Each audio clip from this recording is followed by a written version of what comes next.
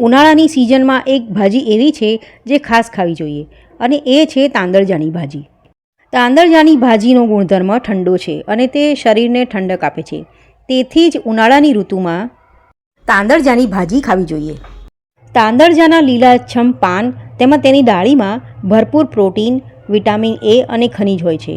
તાંદળજામાં carbohydrate, protein, calcium અને vitamin A, minerals અને iron પુષ્કળ પ્રમાણમાં હોય છે. આ ભાજી ખાવાથી પેટ સંબંધિત કોઈપણ રોગોમાં લાભ થશે. પેટના વિવિધ રોગોથી છુટકારો મેળવવા માટે સવાર સાંજ તાંદળજાનો રસ પીવાથી પણ અનેક લાભ થાય છે. તાંદળજાના શાકનું નિયમિત સેવન કરવાથી વાત, રક્ત તેમજ ત્વચાની સમસ્યાઓ દૂર થાય છે. તાંદળજા બે પ્રકારના હોય છે, એક સામાન્ય લીલા પાંદડાવાળો અને બીજો લાલ પાંદડાવાળો. તાંદળજો ખાવાથી વધારે પડતો રક્તસ્રાવ બંધ થાય છે. આ ભાજી લોહીવાળા હરસ, ચામડીના રોગો, ગર્ભ પડી જવો, પથરી થવી અને પેશાબમાં બળતરા જેવા રોગમાં ખૂબ જ ફાયદાકારક સાબિત થયું છે. તાંદળજાની ભાજી ખાવાથી શરદી ખાંસીમાં પણ રાહત મળે છે. તેમાં રહેલા તત્વો રોગ પ્રતિકારક શક્તિ વધારે છે. સાથે જ તેમાં એન્ટીઓક્સિડન્ટ હોય છે. તાંદળજાની ભાજીમાં લાયસીન નામનું એમિનો એસિડ હોય છે જે વધતી ઉંમરના લક્ષણોને રોકવામાં મદદ કરે છે. જેથી ઉનાળામાં આ ભાજી ખાઈ લેવાથી લાંબા સમય સુધી કરચલીઓની સમસ્યાથી બચી શકાય છે. સાથે જ તેમાં ફાઇટોન્યુટ્રિયન્ટ્સ, એન્ટીઓક્સિડન્ટ, મિનરલ્સ અને અન્ય ઘણા વિટામિન હોય છે. સાથે જ આ ભાજી ખાવાથી કફ અને પિત્તની સમસ્યા પણ દૂર થાય છે. તેમાં કેલોરી પણ ઓછી માત્રામાં હોય છે જેથી તે વજન ઘટાડવામાં પણ મદદ કરે છે. આ ભાજીમાં ફાઇબર સારી એવી માત્રામાં હોય છે. તેનાથી મેટાબોલિઝમ બૂસ્ટ થાય છે, વજન કંટ્રોલ કરવામાં મદદ મળે છે.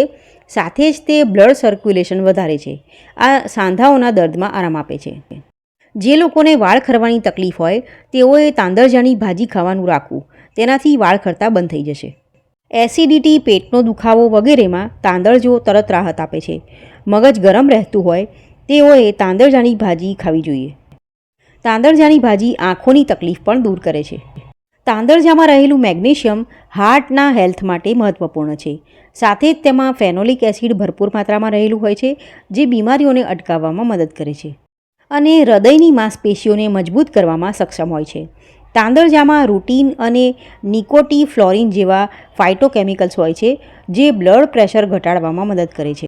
તાંદળજામાં કેલ્શિયમ અને ફોસ્ફરસની માત્રા વધારે હોય છે જે હાડકાને મજબૂત બનાવવાનું કામ કરે છે. તેના સેવનની સલાહ ખાસ કરીને મહિલાઓને આપવામાં આવે છે. તાંદળજાના રસમાં કે તેના મૂળના રસમાં કાળા મરી નાખીને પીવડાવવાથી અને તેની ભાજી ખવડાવવાથી બધા પ્રકારના ઝેર ઉતરી જાય છે. તાંદળજાના મૂળની પોટીસ બનાવીને વાળા પર બાંધવાથી વાળો મટી જાય છે. તાંદળજાના પાનની પોટલી બનાવીને ગુમડા પર બાંધવાથી ગુમડું પાકીને જલ્દી ફૂટી જાય છે. સોજા પર તેનો લેપ બનાવીને લેપ કરવાથી લોહી છૂટું પડીને સોજો મટે છે. કાંટાળા તાંદળજાની ભાજીનું શાક ખાવાથી કરમિયા અથવા પેશાબમાં થતી બળતરા દૂર થાય છે. રક્તવિકાર અને પિત્ત વિકારમાં તેનું શાક ખાવું ફાયદામંદ છે. તો મિત્રો, વિડીયો જોવા માટે તમારો ખૂબ ખૂબ આભાર. ફરીથી મળીશું. ત્યાં સુધી આવજો.